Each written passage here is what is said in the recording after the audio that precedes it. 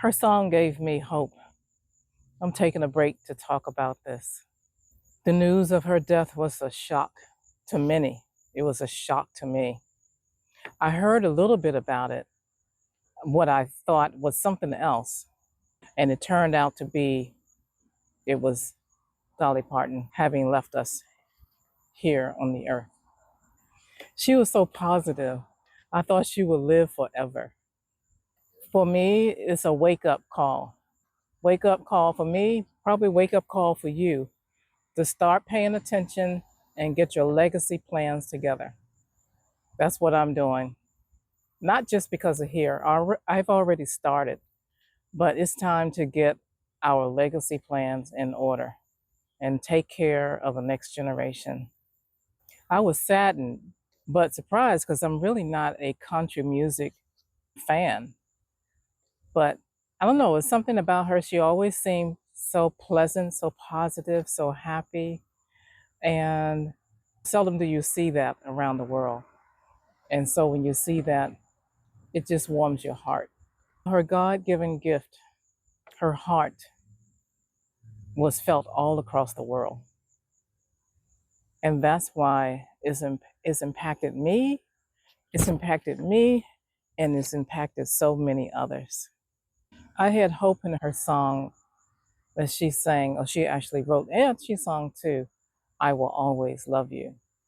It was sung by Whitney Houston. That's when I first knew of it, when Whitney sang it. When I was hearing that song, I felt love. I felt, and I thought I had met the love of my life. And that song just made me feel love. But that was the love directed to that person. That person was not the love of my life. That was my feelings of love that was directed to that person. I had thought that person was the love of my life. It was a heartbreak that I don't wish on anyone, but that love had already started for me. See, I was just recovering from another relationship. It was a rebound relationship. And I'm not a person, was never a person that believe in rebounding. I always like to give myself plenty of time to recover and feel me and discover me and love me. Let's go over here a little bit more. The sun, that's better. The sun's coming down on my eyes. See, I was enduring narcissistic abuse and did not know it. I had no idea. I had no idea I was loving a narcissist. I tried to make sense of the love despite the abuse, the misuse, the mistreatment, the conniving, the setting up, the blackmail, all of that, the competition, the backstabbing. I had to stop the love. I was directed by God to stop. Actually, the words that God told me, it was not words, but one word, God told me to leave clearly in my ear, in both of my ears. He told me to leave. I delayed for a while. It took what? Took about 3 or 4 months before I actually started to take the action that God had told me, and that was to leave. It was on a New Year's Eve night, December 31st. And the message for the theme for the following year or the coming year was allow God to do a new thing. It's in Isaiah 43:19-21. Allow God to do a new thing. I can't read it to you now. I would love to read it to you now, but I'm recording on my phone. So when I get back, I'm going to share that scripture with you from the King James Version. Allow God to do a new thing. So I'm back at home, and I want to read the scripture to you that I was talking about. So it is Isaiah, I mentioned it was Isaiah 43, and still is, Isaiah 43:19-21. And it is, I'm reading from the Bible on my phone.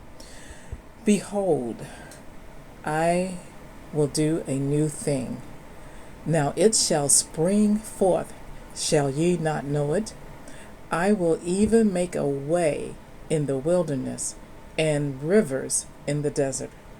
The beasts of the field shall honor me, the dragons and the owls, because I gave waters in the wilderness and the rivers in the desert. I give drink to my people, my chosen. This people have I formed for myself. They shall show forth my praise. That scripture, the scripture verse, or the passage, allow God to do a new thing. It was the beginning of the healing. Me listening to God, hearing His voice, knowing exactly what His voice sounds like, and freeing me from narcissistic abuse. Okay, back to the video. And you know what? I did that. I listened to it, I applied it, and I did allow God to do a new thing in my life. And He did it. And I want you to know I am recovered from narcissistic abuse. Oh, it took some time, but I'm completely recovered from that. Thank God. Oh, let me tell you, her other song, the song 9 to 5, for me, that was a song of success. And I had graduated with my first degree, and I was feeling like a career woman. I was feeling successful. And so it was not the lyrics of the song, because the lyrics of the song describe something different than the upbeat of the song. So it was the tune and the music. And it was upbeat. And I just felt successful when I kept hearing, I just kept hearing 9 to 5. And I was feeling good about having a 9 to 5 and working a 9 to 5 and doing the work of my career that I had studied on. I was a professional and I felt good about it. I actually worked in a hospital and I worked on a high floor. I always wanted to work on a high floor. It was the beat of the success. It was the beat of the music that made me feel success. And I felt it. It was all in me. I was successful. It was just good just to have a 9 to 5, to be on that career path. And so, I wonder, have you ever felt good about your job or your career that you were working? What did that feel like? Was there ever a song that just made you feel good? That's just how I felt about that particular song.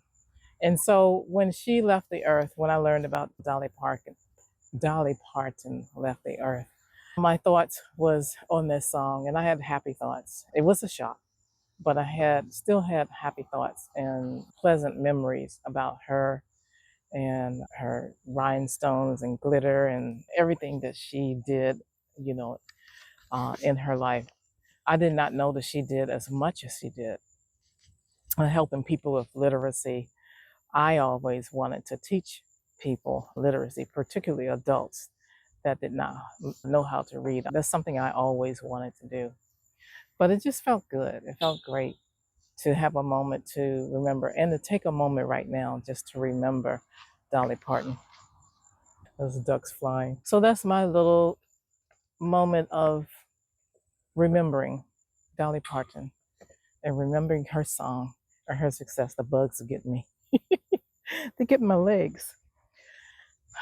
So share with me with this at this moment. Share with me what was your impact? What impact did she have, if she had any? What were your thoughts when you heard about her passing? It was just a favorable memory to me.